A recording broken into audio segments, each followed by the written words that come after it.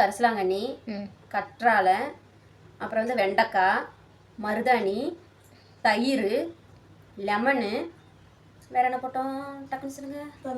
கருவேப்பிலை அப்புறம் என்ன? அவ்வளோதான். கரிசலாங்கண்ணி சொல்லியாச்சு, போட்டாச்சு. மொத்தம் 8 இன்க்ரீடியன்ட்ஸ் போட்டு அரைச்சிருக்கோம். ஆமாம், இது பாருமா. இப்படி நல்லா இந்த மாதிரி போட்டு ஒரு அரை மணி நேரம், 20 நிமிஷம் போதும். 20 மினிட்ஸ் ஊற வச்சிடணும். 20 நிமிஷம் போட்டு இந்த நம்மளா கைப்பற்றியா வந்துருச்சு. சளி பிடிக்கும் சரியா? ஆனால் இந்த வெயில் காலத்துக்குலாம் சளி பிடிக்காது.